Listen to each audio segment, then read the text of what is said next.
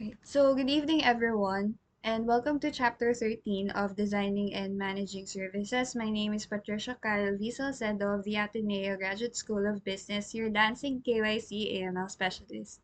So, let's begin with the definition of service. We have two definitions. First is a service is any act of performance that one party can offer another. And second, it is essentially intangible and does not result in any type of ownership. So production may or may not be tied to a physical product. So for the categories of service mix, we have 5 items. First is pure tangible goods. Second is good with services. And then third is hybrid. Fourth, service with goods. And lastly, pure services. So for pure tangible goods, the offering consists primarily of a tangible goods such as soap, toothpaste, or salt. So no services accompany the products mentioned. So for the second item, we have tangible good with accompanying services.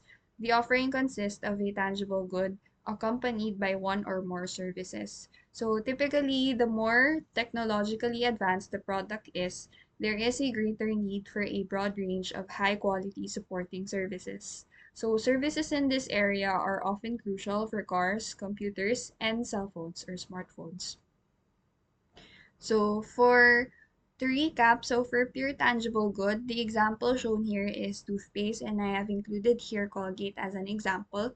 And then for the second item, as mentioned, cell phones are a perfect example for this service mix. So for the third item, hybrid, the offering consists of equal parts of goods and services. So for example, people patronize restaurants for both the food and its preparation. A perfect example for this is McDonald's and other fast food chains, wherein people patronize them for their food and services.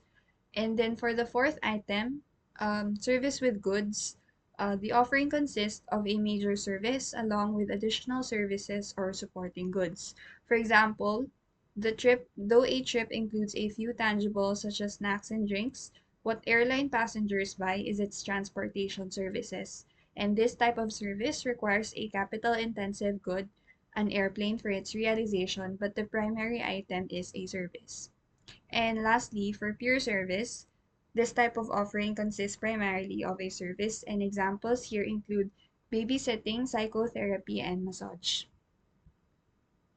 So for the distinctive characteristics of a service, we have four. First is intangibility, second is inseparability, third is variability, and perishability. So moving on to the definition, first, for intangibility, these are services in this context which cannot be seen, felt, tasted, heard, or smelled before they are bought. So buyers are always searching for the evidence of quality. A perfect example for a local company is the company I work for, which is PwC Philippines. So clients are not cannot hear, see, feel, or taste um, the service being bought.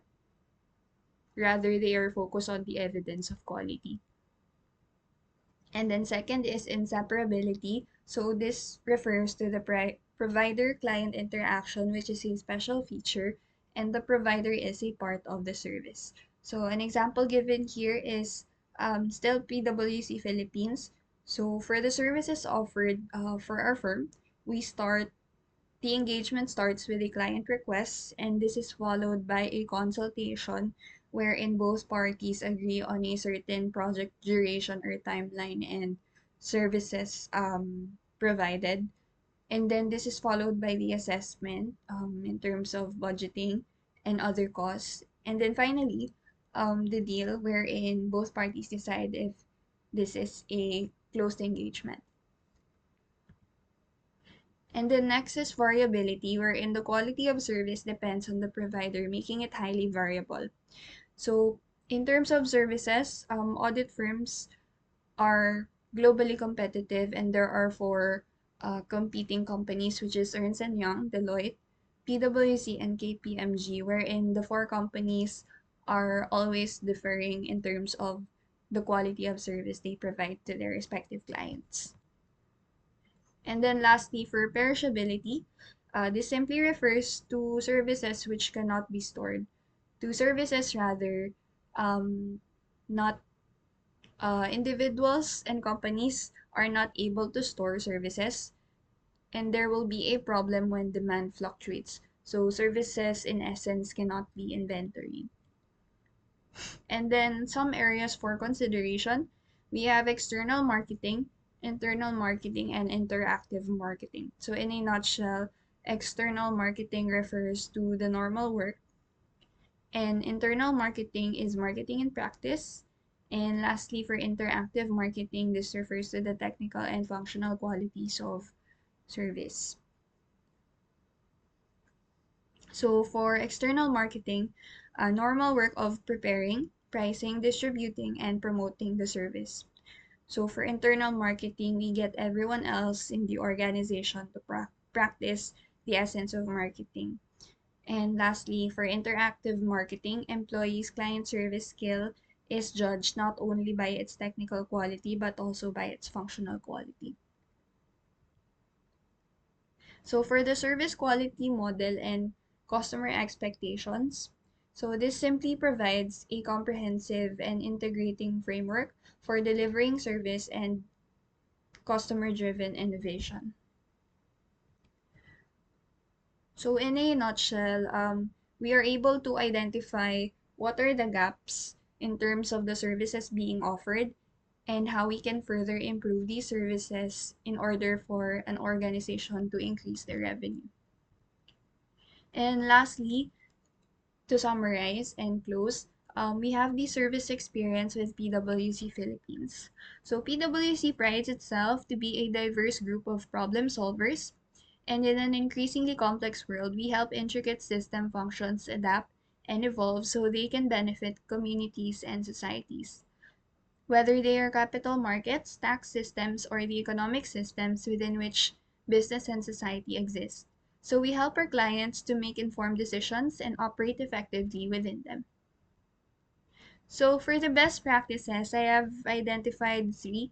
First is the reward system, wherein people are not solely but primarily motivated by the reward they get for all the engagements they receive.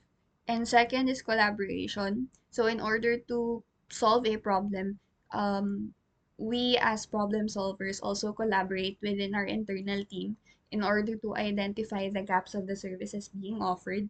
And lastly, quality and commitment. So our services should always be at par or exceed to those of our competitors and always commit to our targeted deadlines with our respective clients.